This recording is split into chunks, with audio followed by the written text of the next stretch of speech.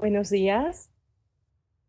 La Escuela Nacional de Enfermería y Obstetricia de la Universidad Nacional Autónoma de México agradece su presencia a este nuevo proyecto de diálogo que hemos denominado una experiencia educativa que rebasa la distancia social, con el objetivo de reflexionar y dialogar sobre los desafíos e impactos que ha tenido la pandemia COVID-19 en la educación, en el área de las ciencias de la salud. ¿Qué lecciones podemos aprender? ¿Qué nuevos compromisos tenemos que asumir? ¿Y qué eslabones del proceso educativo hay que fortalecer, flexibilizar o cambiar para sostener la continuidad y la calidad de la formación universitaria de los profesionales de la salud? Les solicitamos en esta ocasión, una vez más, enviar a través del chat sus comentarios y preguntas para nuestro especialista y poderlas atender puntualmente. En esta ocasión, la maestra Rosa Amarilis Zárate Grajales, directora de la Escuela Nacional de Enfermería y Obstetricia, será la moderadora de la mesa de diálogo y análisis que se ha titulado La educación en los profesionales de la salud y la pandemia, Quo Vadis. Adelante, maestra Zárate, por favor.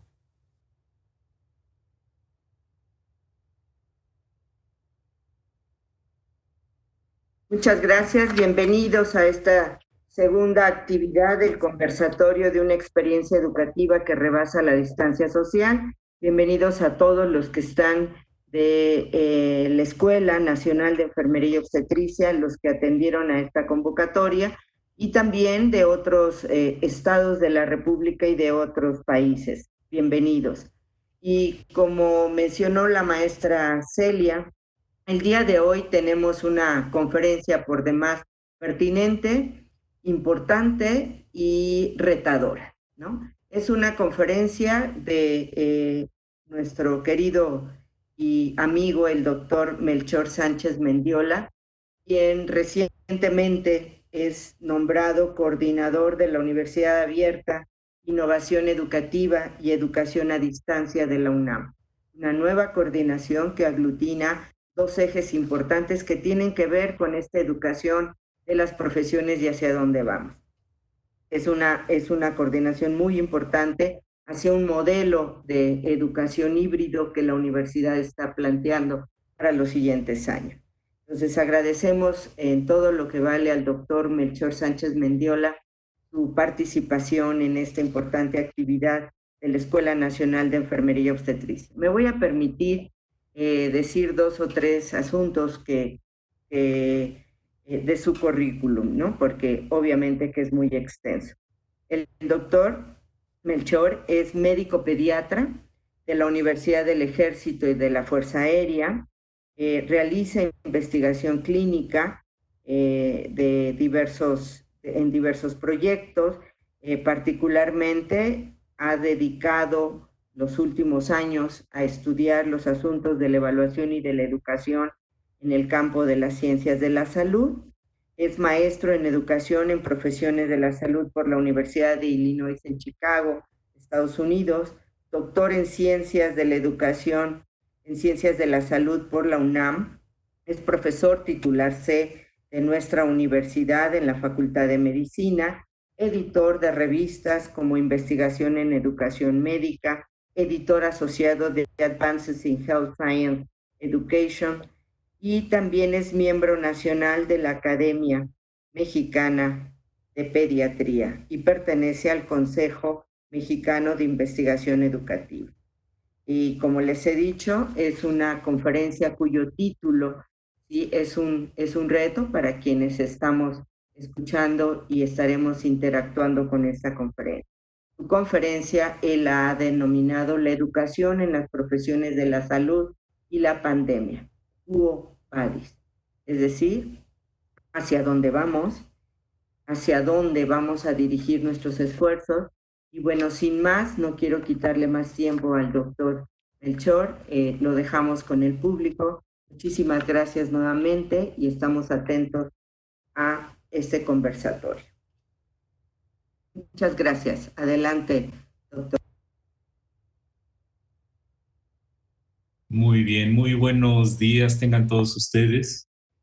Agradezco a la maestra Rosa Marily Zárate, la directora de la Escuela Nacional de Enfermería y Obstetricia de la UNAM, por la invitación a estar con ustedes el día de hoy. Voy a compartir las diapositivas. Básicamente, el título viene de muchos lados, ¿no? Estamos ahorita en una encrucijada y no sabemos bien a dónde ir. Ahí están los datos de mis correos si cualquiera me quiere contactar. Sí me escuchan, ¿verdad? Es que estoy... Ok.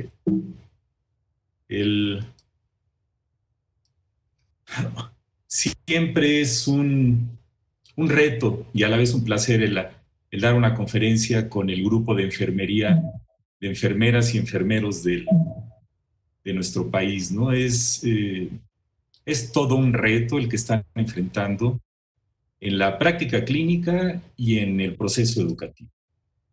Quisiera que piensen, imaginen que son profesoras de enfermería en una universidad de prestigio y que han usado la educación remota de emergencia, pero no les convence.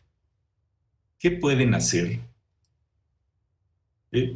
Algunas posibles respuestas. Una, seguiré las indicaciones de las autoridades, en este caso de la escuela, pediré consejo y ayuda a mis compañeras, tomaré un curso sobre educación en línea, revisaré la literatura sobre este tema de la educación a distancia, o me resigno y esperaré a que regresemos a la normalidad y nado de dorso muy tranquilo.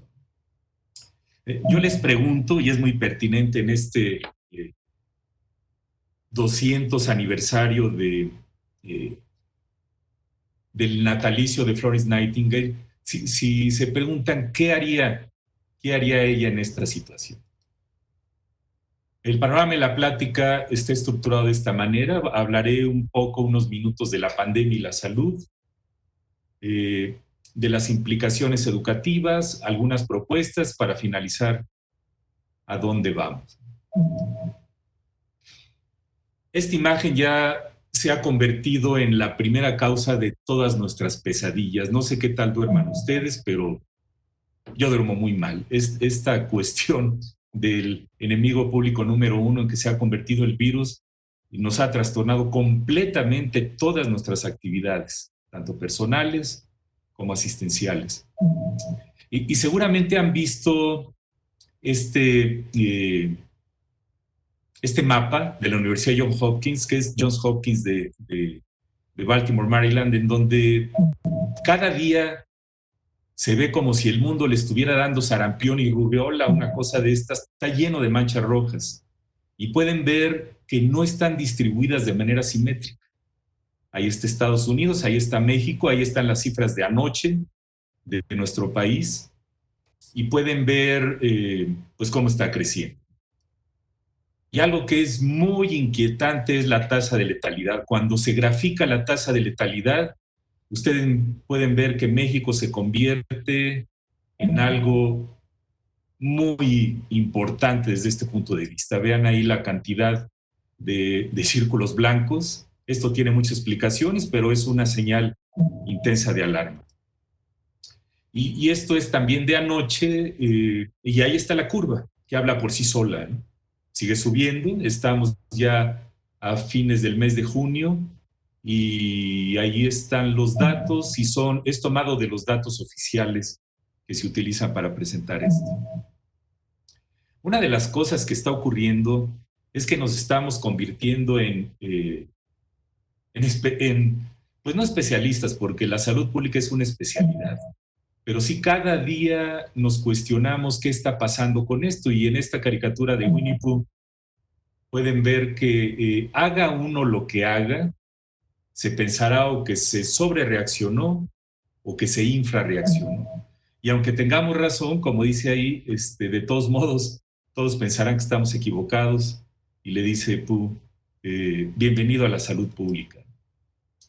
Y esto, que es algo muy fuerte, es esta mortalidad que está, pues no escondida porque ocurre, pero que diferentes medios nacionales e internacionales han hecho investigaciones independientes y han documentado que las muertes en nuestro país probablemente sean cuando menos 3 veces más del reporte oficial. Entonces, esto es algo tremendamente que nos debe de poner a pensar porque es parte de nuestra realidad.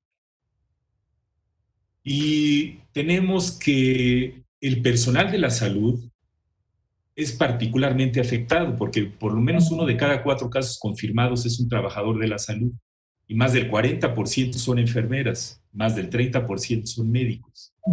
Entonces son cifras que ponen a los trabajadores de la salud en un riesgo muy fuerte. La primera vez que empecé a ver fotografías como esta en los medios internacionales, sí se me hizo un nudo en la garganta, ¿no? Pero cuando ve uno esto con nuestros compañeros y compañeras mexicanas, la expresión de sus rostros, las huellas que deja la jornada de trabajo, la combinación de tristeza, optimismo y este afán de salir adelante, pues no sé a ustedes, pero anoche que estaba ensayando la plática se me hizo un nudo en la garganta de ver la expresión de los rostros, ¿no? Porque las enfermeras en muchos sentidos son el rostro del sistema de salud. Existe poca literatura nacional sobre el tema publicada en las revistas científicas. Estos son los 2 que encontré. El de arriba es del Instituto Nacional de la Nutrición. Es un estudio de corte prospectivo de los pacientes que han tenido ahí. Y el de abajo es un reporte del Hospital ABC de la Ciudad de México que está como preprint, es decir, no ha pasado el arbitraje por pares. Estoy seguro que hay muchos investigadores escribiendo ahorita artículos, pero todavía no han sido publicados. Esto ocurrirá seguramente en los siguientes meses. Y el impacto de todo esto en los profesionales de la salud ha sido muy fuerte, ¿no? Esta imagen también es muy conmovedora. Es una enfermera que está cansada y que se empieza a decaer y que después se empieza a levantar y que enfrenta el enorme reto con el que todos vivimos, ¿no? Entonces, esta combinación de resiliencia y de crecerse ante el reto es una de las características del gremio. Y ahí va una sugerencia para los que están organizando las Olimpiadas. Ya ven que se cancelaron las Olimpiadas este año. Pues todas estas medallas que no van a usar, pues ya sabemos a quiénes se las deberían de dar. Ojalá así fuera cuando se trata de asignar recursos, equipos, salarios, etcétera, etcétera. Muy bien, ese es un panorama muy global para entrar en las implicaciones educativas, que es el corazón de la plática. La enseñanza de la medicina siempre ha implicado contacto estrecho con los pacientes. Y esto va para todos los profesionales de la salud. Ahí está, vean cómo se auscultaba el tórax. Este es un cuadro español del siglo XIX. Pues no había estetoscopio y vean que el distanciamiento social ahí era de 0. Y vean a todos los estudiantes que están ahí amontonados al lado de la cama del paciente. Y el aprendizaje en ciencias de la salud es todo un ecosistema. Es decir, como pueden ver en las fotografías, implica trabajo en grupos pequeños, prácticas en simuladores, salones de clase y lo que está abajo a la derecha, que es la atención en la cabecera del paciente. Todo esto implica cercanía física entre los seres humanos que son atendidos y que ha sido completamente rota con el cierre de todas las actividades que ha provocado el virus en el mundo. Me dice, por ahí salió un mensaje que no se escucha. Rosy, ¿sí se escucha? ¿Sí me escuchan? Se escucha muy bien. Ok. Pues bueno, si alguien no escucha, por favor, cheque la configuración del audio. Entonces, como decimos aquí, el coronavirus prácticamente ha cerrado el planeta, los viajes, los vuelos y los hospitales, las escuelas, las universidades se han convertido en algo que está ahora sí sellado y que no se ve como para cuándo se retome. Y recientemente la UNESCO ha sacado una serie de lineamientos para educación superior, desde los efectos inmediatos y qué vamos a hacer, hablando de a dónde vamos a ir. Y una de las preguntas que viene en el documento es, la pregunta del millón es si, en el supuesto de la continuidad de las actividades de enseñanza, los estudiantes conseguirán lograr los objetivos de aprendizaje diseñados para el curso. Y resulta que nos tuvimos que mover totalmente en línea. Todos ustedes vivieron en marzo. Yo tengo ahorita unos hijos pequeños de 9 años y de repente se cierra la escuela, tenemos que seguir todas las actividades educativas en casa y esto particularmente les ha pegado a las carreras y a las profesiones y a las especialidades que implican la práctica con los pacientes en un contexto real. El llevar todas estas actividades en línea ha sido todo un reto. Resulta que esto que estamos viviendo, dicen los expertos en educación a distancia, no es realmente educación en línea con todas las de la ley. Es algo que se llama enseñanza remota de emergencia. Es decir, en contraste a las experiencias planeadas desde el principio para hacer en línea, la educación remota de emergencia es un cambio temporal a una modalidad instruccional alterna debido a una crisis. No es algo que se haya planeado, que se haya ensayado, que se haya probado, que se hayan hecho pilotos. Simple y sencillamente nos aventamos, como se dice, al lado hondo de la alberca y mucho sin saber nadar. Implica el uso de soluciones totalmente a distancia que se enseñarían habitualmente como cursos cara a cara o híbridos y que regresarán a su formato cuando cese la emergencia. El problema es que este cese de la emergencia, pues seguimos sin ver cuándo va a ocurrir. Entonces, esta enseñanza remota de emergencia ha roto la cercanía física para la mayor parte de las personas. Y el reto que tenemos es que los que están en las trincheras, en los hospitales, atendiendo pacientes, tienen que acercarse a ellos, tienen que tomar una serie de cuidados. Todo lo que hemos visto en los medios ha sido algo realmente espectacular y a la vez preocupante. Entonces, pues algo se tiene que hacer. Una de las cosas que estamos viviendo, Kevin Eva es el editor de una de las revistas más importantes del mundo de educación en ciencias de la salud. Y en una editorial que sacó hace un par de semanas habla de que vivimos en días extraños. Y es que la educación de repente da esta impresión que no es tan esencial como la atención de la salud porque las escuelas se cierran y el impacto que tiene la educación es más bien a mediano y largo plazo, porque toma prioridad la atención aguda de los problemas de salud. Lo que ha sido fascinante es sorprendente lo rápido que nos movimos a experiencias educativas en línea. Los centros de simulación han incrementado sus actividades y en otros países, incluyendo el nuestro, pero todavía nos falta mucho camino por recorrer, han desarrollado toda esta cuestión de realidad extendida que comentaremos más adelante.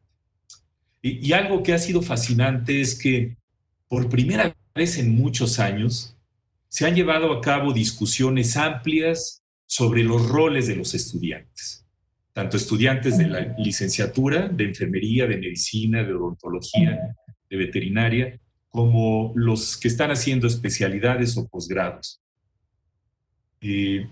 Por primera vez en mucho tiempo, y esto ha variado de país en país, se han retirado a los estudiantes de las escuelas bajo la premisa de que no aportan tanto a la atención de la salud directa con los pacientes y pueden utilizar equipo de protección que es más importante cuando esté escaso para las personas que realmente están atendiendo a los pacientes. Entonces esto ha provocado muchísimas discusiones éticas, de cuestiones laborales, etc.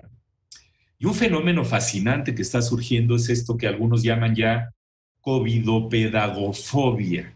Es decir, vivimos esta situación remota de emergencia y ante la situación remota de emergencia, muchos docentes y muchas docentes que no estaban muy entusiasmados con la educación en línea, que ya tiene décadas insistiéndose que es algo importante, pero sobre todo en la última década, de repente nos obligan a vivir esta situación de educación remota y hay muchas gentes que no les gusta. Y como es un tanto improvisada, relativamente poco planeada y más bien de emergencia, hace que los docentes desarrollemos cierta resistencia, no decir, pues esto está bueno por el momento, me saca el buey de la barranca, hace que por lo menos tenga contacto con los estudiantes, pero si a mí me dan a elegir esto, yo no lo quiero para el largo plazo. Entonces aquí la sugerencia es, pues tenemos que vivir la tecnología, ahorita sí no tenemos de otra. Y afortunadamente con la tecnología los errores no cuestan mucho, puede uno fracasar bastantes veces y es muy importante aprender de los errores. Los profesionales de la salud somos muy renuentes a aceptar los errores, como saben todas las personas que están en las áreas de calidad, pero en el uso de la tecnología, por lo menos para la parte educativa, hay un margen de error bastante amplio. Y esta educación en línea que estaba guardada, pues ahora está en la primera fila. Y lo que ha sido también muy interesante es que cosas que creíamos imposibles, tanto clínica y laboralmente como educativamente, han sido barreras más bien de percepción. La telemedicina y la telesalud en general, que ya lleva varias décadas de haberse inventado y diseñado, de repente ha brincado al estrellato y ha demostrado que es una manera muy viable de proveer atención médica en los 3 niveles de los sistemas de salud. Quisiera seguir ahora con algunas propuestas, porque es muy fácil estar desgarrando las vestiduras, todo está mal, no podemos hacer nada. Pues veamos el vaso medio lleno y veamos algunas cosas de las que tenemos que hacer. Yo creo que tal vez la recomendación más importante es que nuestra situación vivencial se trastocó completamente, pero las bases educativas, las bases de la práctica clínica, de la buena práctica clínica y de la educación siguen siendo las mismas. Los roles del profesor en ciencias de la salud, este es del doctor Harden, solamente vean el círculo que son facilitador, modelo, proveedor de información, generador de recursos, planificador y evaluador con todos sus subtemas. Lo mismo que hacíamos antes del COVID es lo que tenemos que seguir haciendo. El modelo de rol tenemos que ser lo más optimistas posible. En evaluador tenemos que ser sensibles a los exámenes de alto impacto y reprobar gente o dejar muchas tareas nada más porque decimos es que aunque bajemos la atención, es decir, en términos de la distancia, no debemos de bajar el rigor.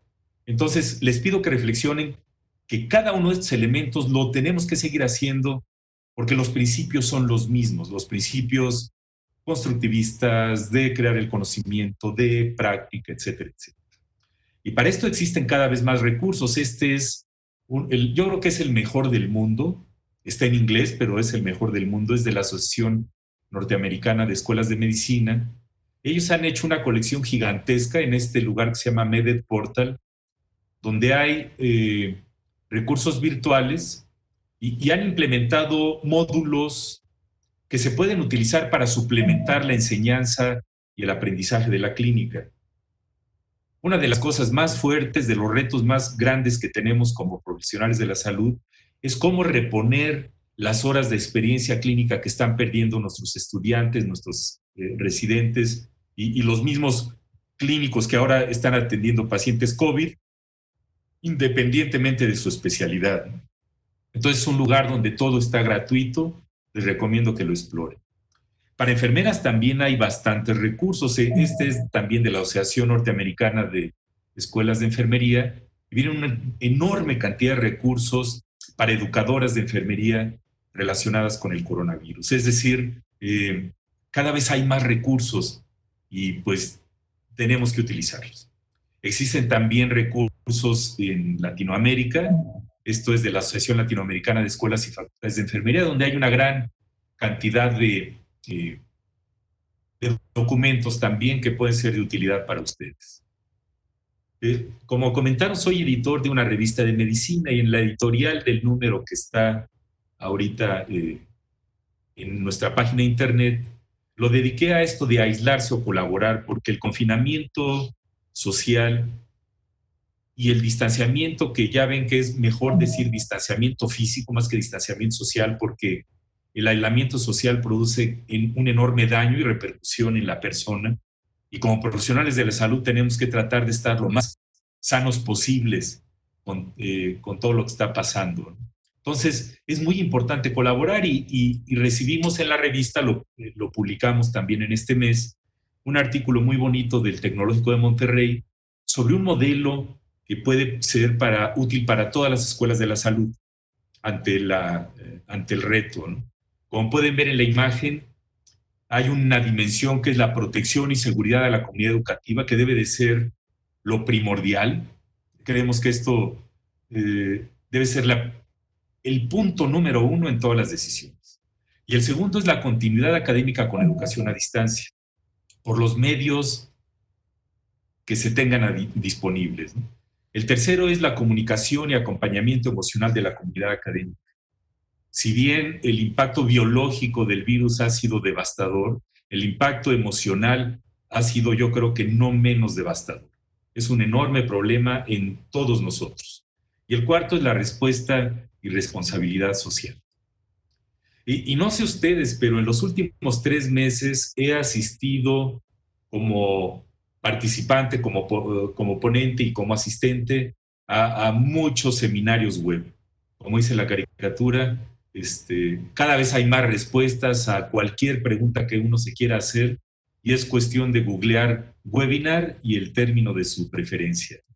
Entonces, este es uno de los que hicimos, los invito a que lo exploren. El reto de la formación docente en nuestras universidades durante la pandemia.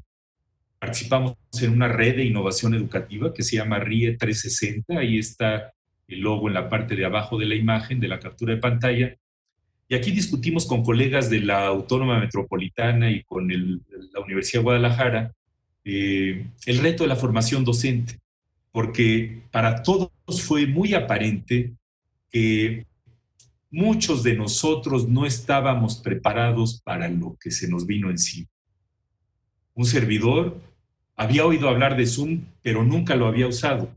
Y el día que nos cerraron la escuela, tomé un curso express de 1 hora y me empecé a utilizar Zoom y ahora ya no puedo vivir sin Zoom. Diario tengo varias horas de reuniones y conversaciones por Zoom, que tiene sus pros y sus contras, lo tengo claro también. En la universidad generamos también este recurso con la Dirección General de Tecnologías de Información y Comunicación y Cómputo y con la que antes era la Coordinación de Universidad Abierta y Educación a Distancia y la Coordinación de Desarrollo Educativo e Innovación Curricular, sobre más de un par de docenas de recomendaciones para la transición a la docencia no presencial. Este documento está de texto libre, lo pueden descargar en la página y vienen muchas recomendaciones que creemos pueden ser de utilidad para toda la comunidad. Y es importante tener recursos también nacionales de este tema. Este es un documento que hicimos hace pocos años con el señor rector, el doctor Graue, colaboradores de educación médica, teórica y práctica, en el cual tratamos de plasmar una serie de conceptos que son de utilidades para todos los profesionales de la salud. Entonces, los recursos en español, con los matices locales, debemos de promoverlos cada vez más. Y aquí está esta caricatura sobre la evaluación educativa. Una de las grandes áreas de oportunidad, por llamarlo de alguna manera, es cómo evaluar, ¿no? Ahí está, si repruebas este examen, te vamos a sacar de clase y colocar en cuarentena. Sinceramente, todos los profesores nos hemos preguntado este ciclo académico, ¿cómo le vamos a hacer para documentar que una persona ha adquirido el conocimiento, habilidades, competencias que se supone iban a adquirir en ese proceso? También diseñamos esta esta serie de recomendaciones de evaluación del y para el aprendizaje. Yo creo que tal vez el argumento más fuerte es que si bien estamos obsesionados con los exámenes finales y de fin de curso, está bastante demostrado que la evaluación que ocurra durante todo el proceso es la más importante desde el punto de vista educativo. Esta evaluación que se llama para el aprendizaje, es decir, que no es nada más documentar que alguien aprendió algo, sino que la evaluación tenga un rol importante en que las personas aprendan. De esto también tuvimos un seminario web recientemente con la doctora Lupita Vadillo del Bachillerato a Distancia de la UNAM, con el doctor Mario Rueda, uno de los expertos nacionales más importantes de evaluación educativa, y un servidor porque el reto ahí está, es decir, lo tenemos que enfrentar. No deberíamos inventar las calificaciones nada más para no tener problemas. Y tal vez un mensaje muy importante que quisiera soltarles ahorita es: la calificación no es la evaluación. La calificación es un elemento cuantitativo final que se tiene que elegir por normatividad como documento de que la persona aprendió o no aprendió. Pero, caray, en este momento lo más importante debe de ser el proceso a lo largo de. Y no es que tuviéramos boca de profeta, pero hace un año desarrollamos un programa especializado de evaluación educativa con la plataforma de Coursera y la Universidad Nacional Autónoma de México. Y estos cursos son 4 cursos de lo básico de la evaluación, evaluación cuantitativa, evaluación cualitativa, y un ejercicio final.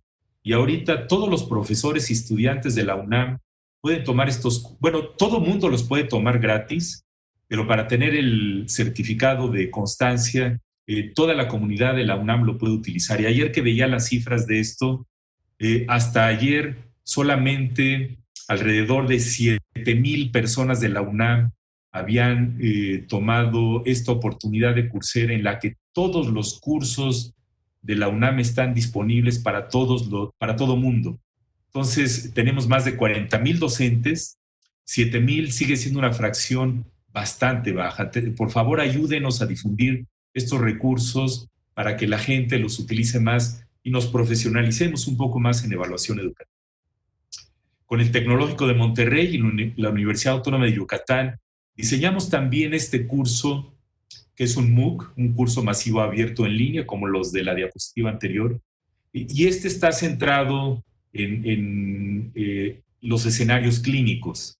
Les digo, parece ser que tuvimos algo de boca de profeta, ¿no? Entonces, este curso ahorita está teniendo un incremento muy importante en su uso y también está disponible gratuitamente para todas las personas.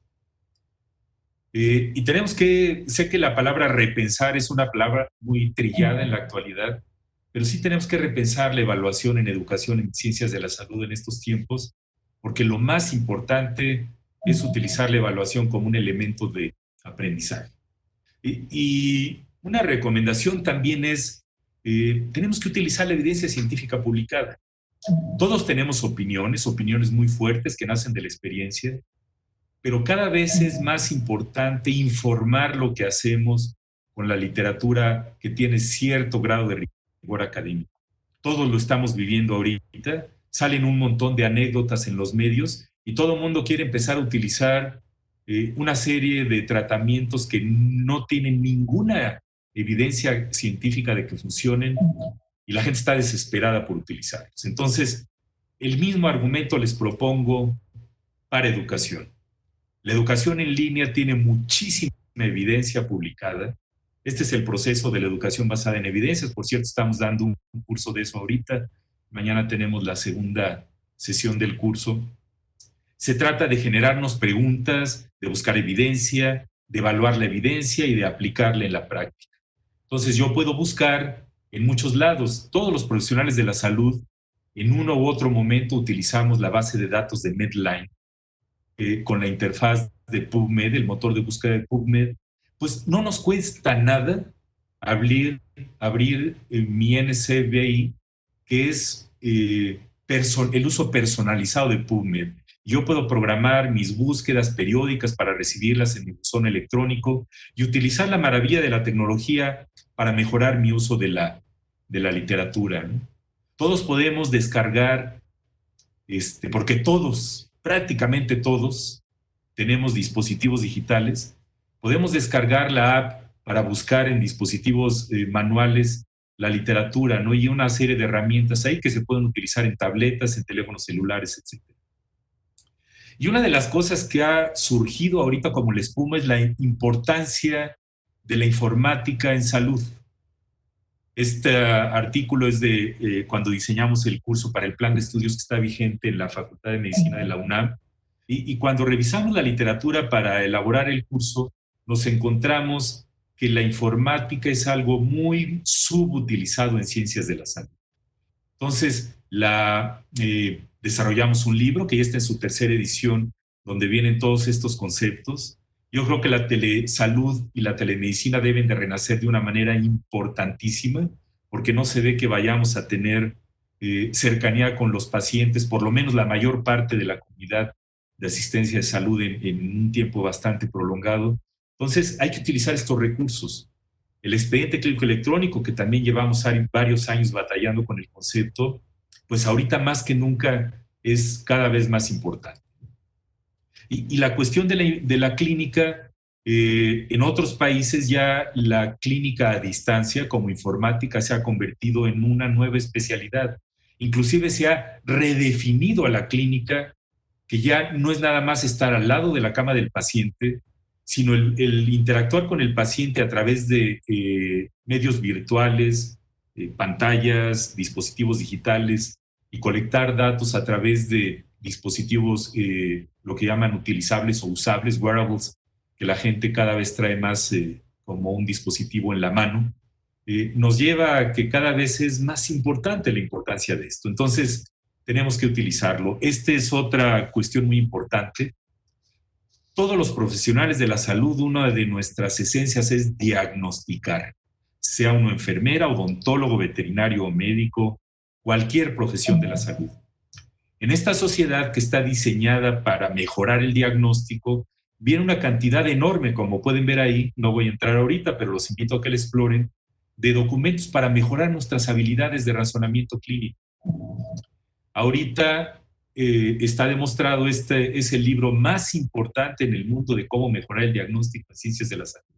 Las enfermeras juegan un rol importantísimo aquí. Este libro lo pueden descargar gratis en la página que está en pantalla, porque está demostrado que la tercera causa más frecuente de muerte en el mundo son los errores médicos, los errores del sistema de salud, por no centrarnos nada más en los médicos. Y se tiene que mejorar el diagnóstico porque, por ejemplo, ahorita todo mundo, cualquier tos, cualquier fiebre, inmediatamente pensamos en COVID, lo cual es lógico por la enorme incidencia que tiene ahorita la enfermedad, pero eso está haciendo que caigamos en enormes errores diagnósticos y eso no lo tenemos que dejar de lado porque todos los pacientes se siguen enfermando de todo lo que se estaban enfermando antes, pero ahora con menos atención de la salud. Yo creo que otra de las cosas más importantes que tenemos que tener en cuenta es el desarrollar la intolerancia a la incertidumbre. Esta ha sido otra de nuestras líneas de investigación. Tuve el honor de participar con la doctora Alicia Jamuy en un trabajo de investigación sobre la incertidumbre en estudiantes de residencias. Y la incertidumbre no le gusta a nadie. La incertidumbre es esta cuestión que nos produce ansiedad, que nos produce miedo. Todo el mundo quiere cifras exactas. Pero, y aquí está el modelo que se desarrolló como consecuencia de este documento. Aquí arriba en los tipos de incertidumbre pueden ver que hay incertidumbre técnica, conceptual, comunicacional, sistémica y ética. Y ahorita nos genera gran incertidumbre técnica el que no sabemos cómo tratar al virus, que no sabemos cómo viene lo de la vacuna y una serie de cosas, ¿no? Entonces se requiere desarrollar habilidades de lo que le llaman enfrentar la incertidumbre, aceptarla como parte de la vida, siempre ha existido, pero ahorita mucho más que nunca, porque esta incertidumbre nos lleva a estrés, nos lleva a ansiedad, y en las personas que tienen predisposición a esto puede generar problemas psiquiátricos serios. Y hay una serie de estrategias que se pueden utilizar aquí. Otra pauta es el desarrollar la actitud del profesional reflexivo, el pensar sobre cómo hacemos las cosas en el momento, después del momento, esto que se llama reflexión en la acción y reflexión sobre la acción, y también la reflexión después de la acción para planear el evento que viene. Esto es importantísimo para poder desarrollarse profesionalmente. Y esto nos lleva al pensamiento crítico. El pensamiento crítico es una de las destrezas y habilidades más importantes que tenemos que tener. Este es el metaanálisis más grande que hay del tema, de cómo enseñar el pensamiento crítico. Se combinaron, imagínense, 684 artículos incluidos. Y se midió con la metodología de tamaño del efecto. El tamaño del efecto promedio de las intervenciones fue razonable, moderado, de 0.3. Y hay 3 estrategias efectivas a todos los niveles educativos y en todas las áreas disciplinarias, que son las que están en esta diapositiva. Una de ellas es la oportunidad de diálogo. Tiene que haber oportunidad de diálogo. Si nada más damos conferencias por Zoom con los estudiantes o por WhatsApp y no hay diálogo, inhibimos el desarrollo del pensamiento crítico. El otro es la exposición a problemas y ejemplos que sean situados, que sean auténticos, que tengan un contexto que los haga que tengan relevancia. Y el tercero es esto que en inglés llaman mentoring, que se puede traducir de varias maneras, que es esta cuestión de guiar, de ayudar, una combinación de tutorear y de coach, como le llaman también en inglés. Estos 3 se demostró en el metaanálisis que son determinantes para ello. Y otra cosa que en nuestro país empieza a proliferar, pero todavía nos falta mucho, es toda la cuestión de la realidad virtual. Los simuladores ahorita están cerradas, las universidades y los centros de simulación, pero cada vez existen más simuladores que utilizan realidad virtual y cada vez más una realidad virtual total. Ya me inscribí al Congreso de Educación Médica en Europa, que va a ser en unos meses, y el Congreso va a ser totalmente virtual. Uno va a escoger su avatar y va a estar entrando a varios lugares y platicar con los conocidos. Va a ser una experiencia así medio extraña, pero es lo que tenemos ahorita. Yo creo que hay que hacer lo posible por utilizarlas. Los invito a que exploren todas estas herramientas. Este es uno de los documentos más importantes que se generan anualmente sobre enseñanza y aprendizaje en educación superior. El lenguaje está cambiando, se habla ya de la ingeniería del aprendizaje y un montón de cosas, analítica del aprendizaje, que pueden contribuir a mejorar el proceso educativo en los siguientes meses. ¿Hacia dónde vamos? Pues todavía no sabemos. ¿Qué más lo que les decía hace rato, la incertidumbre es, el camino sigue siendo bastante incierto. Pero algo tenemos que hacer, porque si no, lo que se va a perder en términos de este año de generación de conocimientos va a ser muy fuerte. Una de las cosas importantes es que el COVID ha cambiado cómo se hace la ciencia en el mundo. Nunca había pasado algo así. Todos los investigadores del planeta están enfocados en un solo tópico. Casi toda la investigación en todo lo demás está paralizada. Entonces esto nos lleva a un reto que es que estamos ahogándonos en artículos del COVID y es muy difícil. Ahí en este artículo de la revista Science que salió hace unos días, vi una serie de elementos que podemos utilizar para tratar de no ahogarnos en este tsunami de literatura científica. Porque los que estamos en la academia tenemos la obligación de navegar en la literatura científica para poder ayudar a nuestros colaboradores, a los pacientes, a la sociedad, a los gobernantes y a las autoridades de las instituciones. Porque seguimos estando en México. Hace unos meses que vi esta nota en los medios de comunicación, pues en mi vida anterior clínica trabajé 20 años de intensivista pediatra y sí siento muy feo ver cómo la falta de recursos en nuestro país a veces nos lleva a hacer cosas como esta. Imagínense la fracción inspirada de oxígeno que está recibiendo este recién nacido. Y quiero ya para terminar que reflexionemos sobre la importancia de los determinantes de la salud. De esto existe bastante literatura, pero vean que el principal determinante de la salud es el comportamiento individual. Es por el amor de Dios, por decirlo de alguna manera. La tercera parte, el distanciamiento físico, el confinamiento, el uso de cubrebocas, es lo más importante. El segundo son las circunstancias sociales, como pueden ver ahí. El tercero es todo el bagaje que cargamos genético y biológico. Y solamente el 11%, eso nos debe de pegar mucho a la soberbia de los médicos, es por la atención médica directa. Y el 7% por el ambiente físico. Reflexionemos sobre eso, porque parte del proceso educativo que debemos de realizar va por ahí. Ya para terminar, ¿qué hubiera hecho Florence Nightingale si le hubiera tocado enfrentar al COVID-19? Les recomiendo que lean este artículo. Sinceramente, es fascinante.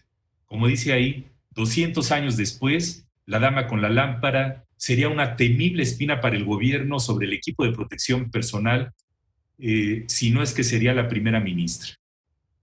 Y debemos de desarrollar esto que le llaman unos autores compassionomics. Estamos llenos de omics, de genómica, biómica, etcétera, etcétera.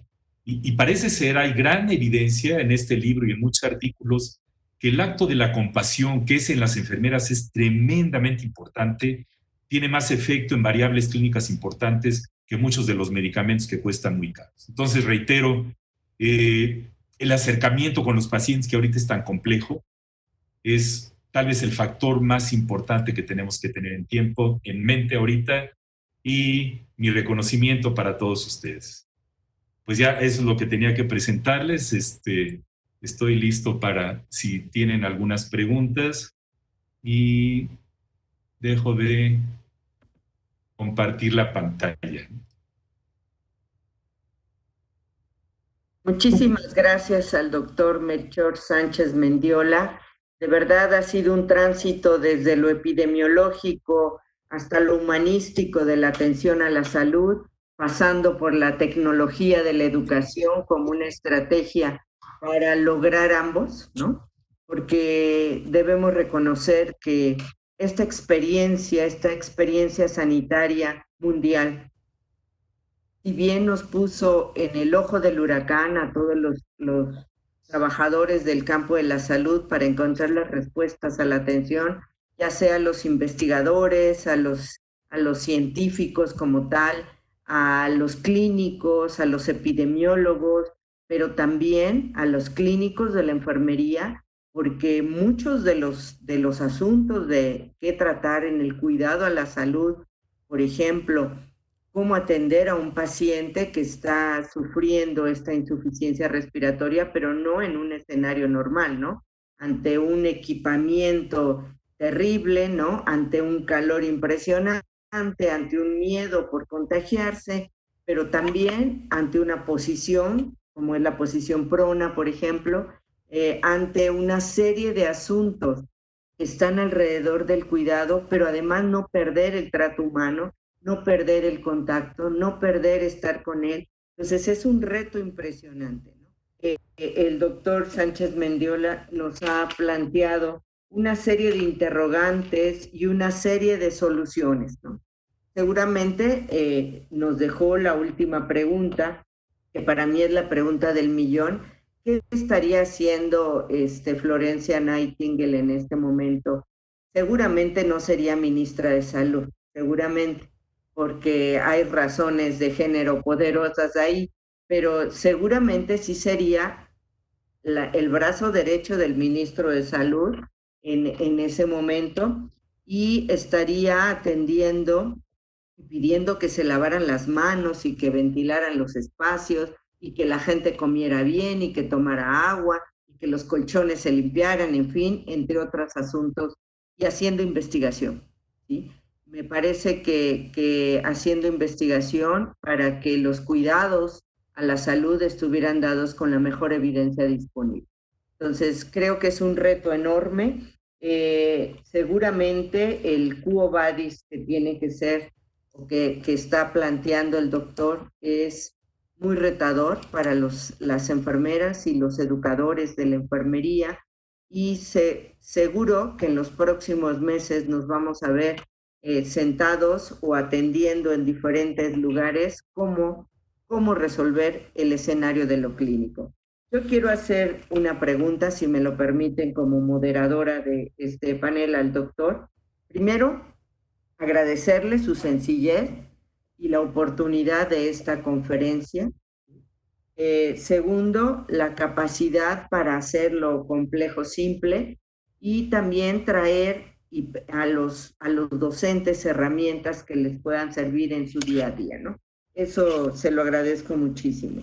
Pero quizá yo preguntaría, ante este reto enorme, ¿cómo visualizas, doctor, los resultados o el impacto de estos elementos, de estar aislados de los pacientes, de estar aislados de la clínica, de solamente utilizar los recursos tecnológicos para la enseñanza, particularmente de la clínica, que ahí es una combinación entre el uso de la teoría y el uso de la evidencia para el mejor cuidado a la salud, ¿no?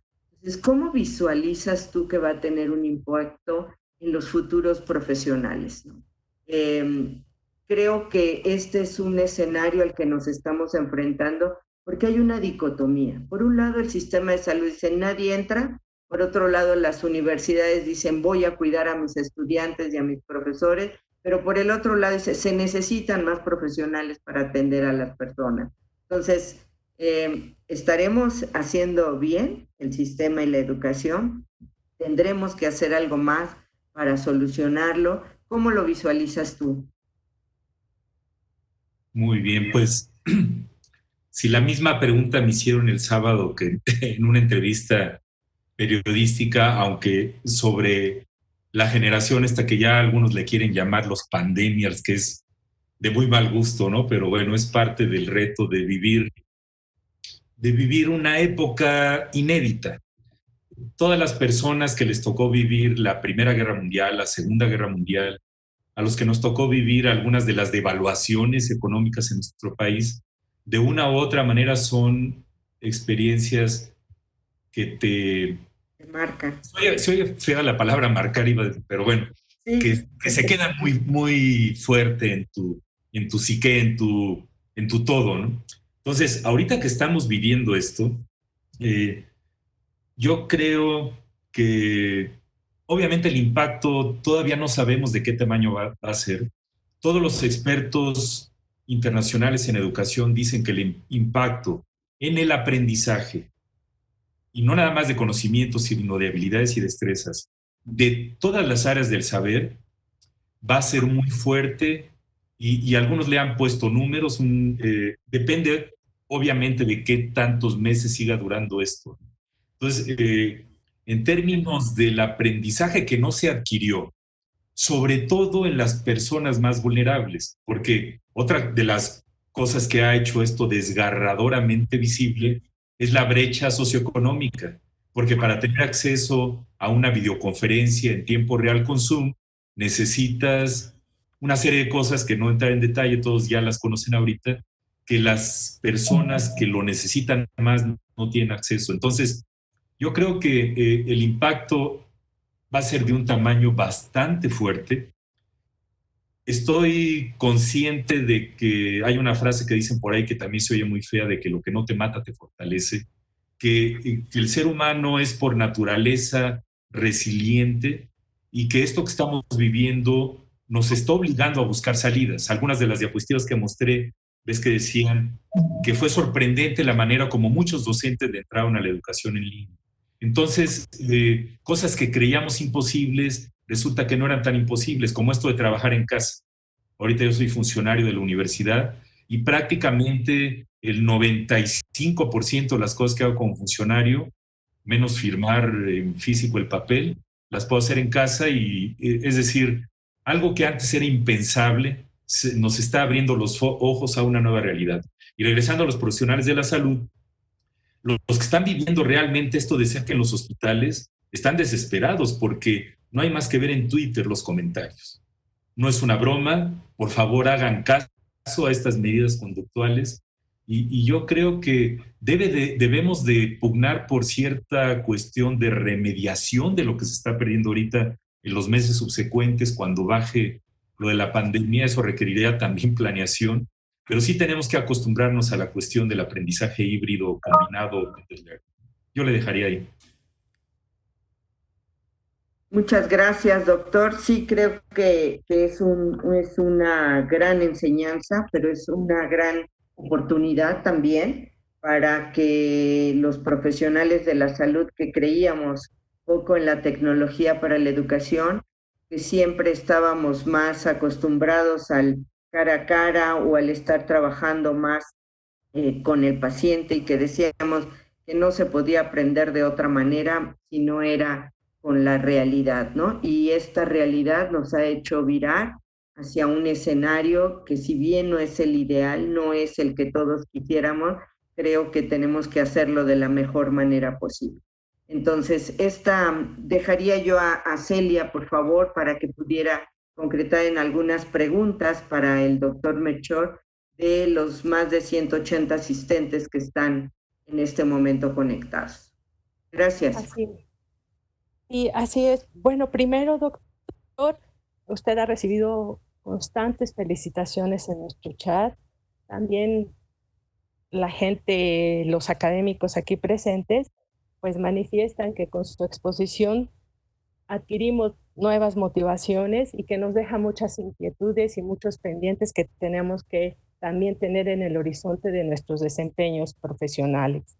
Hay comentarios de todas ámbitos educativos. Sin embargo, en esta situación que usted bien ha denominado educación remota de emergencia, nos puso de cara frente a una pregunta que decía, ¿cómo reponer las horas de enseñanza clínica? Que eso ha sido así como un galimatías en todos estos días. Y dentro de los comentarios surgen estas ideas de, ¿realmente se perdieron aprendizajes o se adquirieron otros aprendizajes y se desarrollan otras competencias no planeadas desde nuestras asignaturas, pero que se han dado en el contexto de nuestras profesiones, del área de la salud? ¿Cuál es su opinión, doctor? Pues bueno, yo creo que la educación es algo mucho más que la educación formal. La educación tiene un componente formal que sobreestimamos su impacto muchas de las veces y un componente informal que es la vivencia de todos los días. Entonces, desde el punto de vista de educación formal, pues es obvio que hemos perdido horas de clase formal y de sesiones programadas, por ejemplo, en el centro de simulación, que se pueden reponer de una manera u otra, ¿no?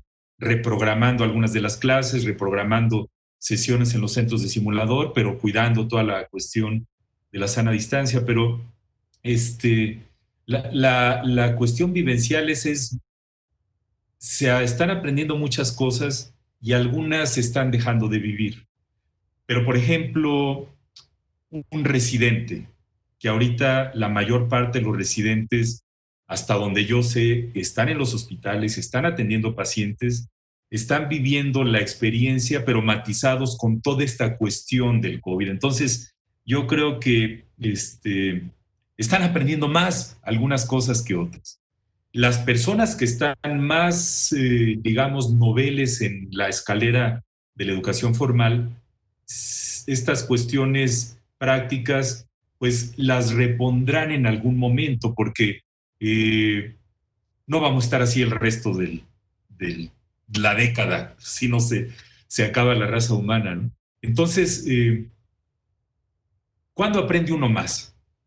Yo me hice pediatra en la residencia, en los 3 años de estar viendo pacientes todo el santo día, muchas noches, fines de semana, y casi todo el conocimiento que se me había olvidado de la licenciatura lo retomé y adquirió significado cuando tuve el aprendizaje situado en los escenarios. Entonces, yo creo que de una manera u otra, y ojalá que sea de una manera lo más planeada posible, el retorno a las actividades clínicas considere las experiencias perdidas. Yo creo que nos debe de hacer ver, perdón, es que creo que ya estamos en el tiempo, ¿sí puedo seguir hablando todavía? Sí, claro, sí, doctor, adelante, sí, no hay problema. Una de las cosas es, sobreestimamos qué tan bien lo estábamos haciendo. Ahora resulta que todo estaba muy bien y que ahora pues no podemos, pero en los últimos años toda la literatura que ha salido documentan burnout, desgaste profesional, acoso sexual, maltrato en enfermeras, en médicos, en todos los niveles educativos. Es decir, no lo estábamos haciendo muy bien. Y cuando yo fui estudiante, y eso me dicen que sigue vigente, llegan los estudiantes al hospital, en este caso de medicina, ahí sí, y no los pelan, los ponen por ahí a ver pacientes, y no estoy hablando de ninguna universidad en específico, es como una vivencia común, ¿no? Que los hospitales tienen tanto trabajo que los estudiantes que no aportan mucho a la atención clínica directa, pues resulta que no les hacían mucho caso. Entonces, ahorita tenemos que retomar esto como una experiencia para utilizar mejor la simulación. Estuve viendo ahorita las preguntas. La simulación debe de tomar un rol muy importante en el currículum. En el plan 2010 de la Facultad de Medicina se insertó formalmente en el currículum la simulación. Y ahora tenemos que desarrollar simulaciones virtuales y simulaciones de realidad aumentada, porque esto nos puede seguir pasando en episodios y de repente imagínense que estamos otra vez a mediados de curso y que otra vez se cierra el país. Entonces, sí hay que planear, no vamos a tener lo ideal, pero tener algo de lo importante. Y también varias de las preguntas que vi aquí en el chat, de qué tanto se debe de modificar el currículo. Se debe de incluir la telesalud. La telesalud siempre ha estado también como ninguneada, y ahorita es prácticamente la única manera de llegar a la atención a distancia. Y sinceramente, todos los niveles de gobierno y las organizaciones no gubernamentales tienen que ponerle a los profesionales de la salud los recursos que necesitan para poder hacer las cosas bien. O sea, la foto que pasé de las enfermeras, todos hemos oído, los que tenemos conocidos en los hospitales, pues lo que han vivido con el equipo de protección y equipo. También preguntan del modelo híbrido. El modelo híbrido, aunque la palabra se oiga fea, también ya llegó para quedarse. Tendremos que adaptar nuestro currículo a esto y enfocar la formación docente. Pues María, no sé si te... Sí. ¿Alguna otra pregunta, Celia, de las que de hecho ya hizo una síntesis de lo que están en el chat preguntando las compañeras? Yo quisiera solamente pensar que si bien este tipo de experiencia en salud, ¿no? Esta grave experiencia en salud mundial llegó y se va a quedar un buen tiempo pululando en todos los espacios, en unos más, en otros menos. Creo que lo que hay que reconocer es que también movió muchas cosas, ¿no?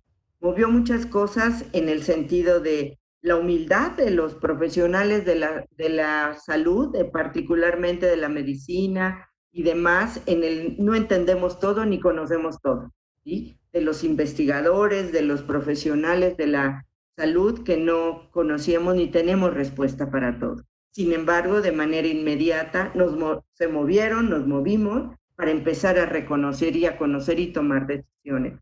Eso habla de que hemos hecho bien cosas en este país, por ejemplo, en esta universidad.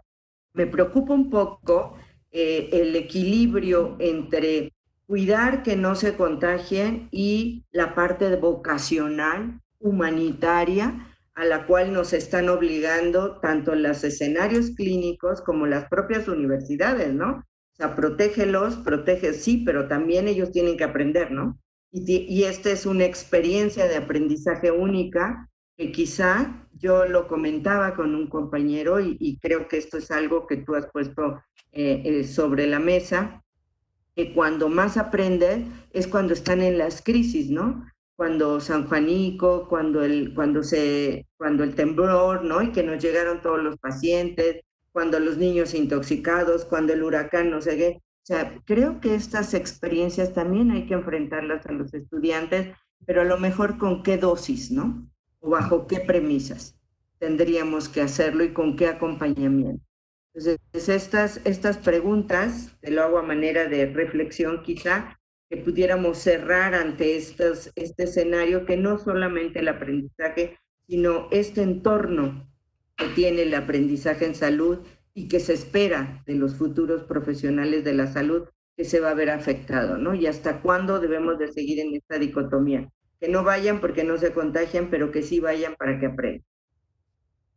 Sí, no puse otras diapositivas de lo que dijo Florence Nightingale, pero en una de las notas decía que ella era muy intolerante con los funcionarios ineptos y con las gentes que no hacían lo que tenían que hacer y que lo tenían que hacer bien y que tomaban decisiones de manera poco inteligente.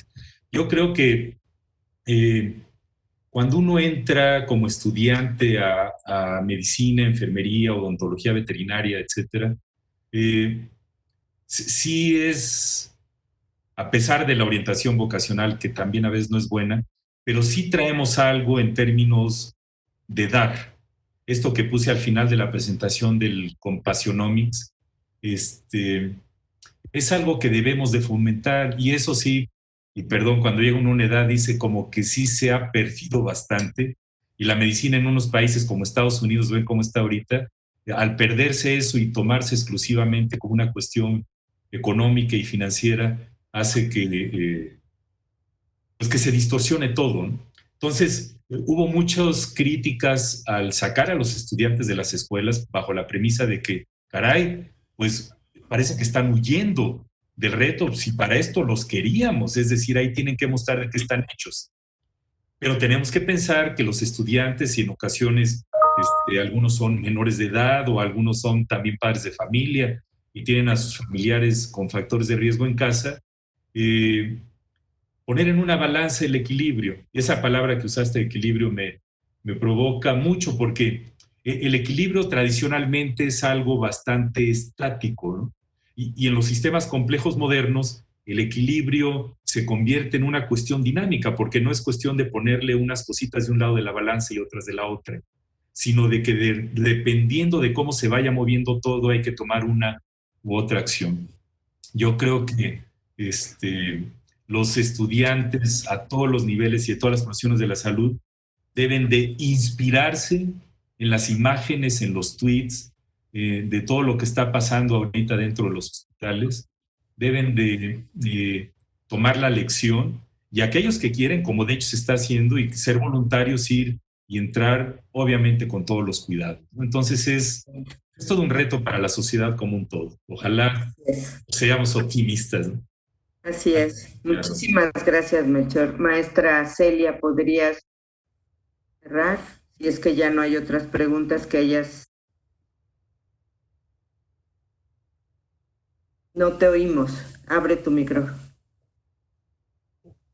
El doctor dio respuesta a través de la revisión que hizo del chat de varias inquietudes que había por parte de los asistentes.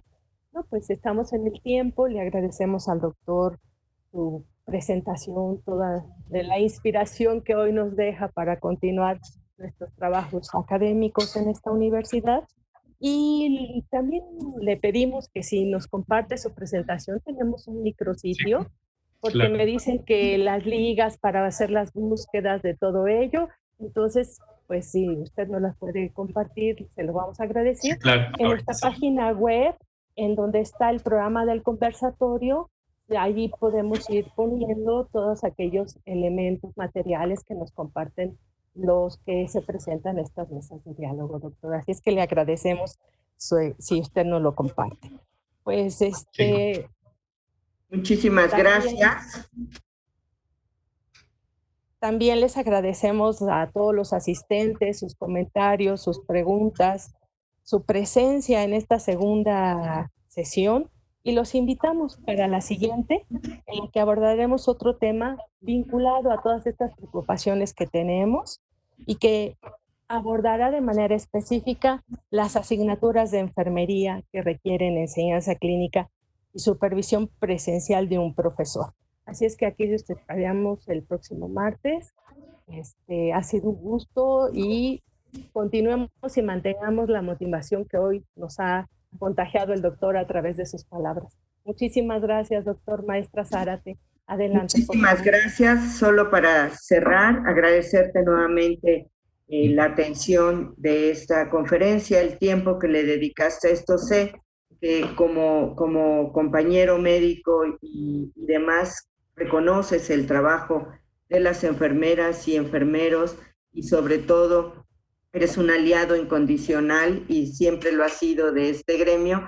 Y ahora en esta nueva coordinación que te toca dirigir, en donde mucho de lo que has dicho ahora se va a poner en práctica y se estará poniendo intensivamente en práctica. Quiero que nos consideres como unas aliadas de este proyecto educativo. La escuela tiene muchos años en estar trabajando con educación abierta y a distancia, ¿no? En este momento con una licenciatura, en algún momento fue educación híbrida, ¿no? Era semipresencial la actividad, en este momento es solo a distancia una licenciatura, entonces creo que trabajarlo desde esa perspectiva, con una nueva visión y demás, con una nueva aportación que aportan los sistemas a distancia para la educación presencial, creo que va a ser todo un reto. Muchísimas gracias, doctor, y estaremos comunicándonos en breve. Muchísimas gracias. Gracias a usted. Hasta luego. Gracias.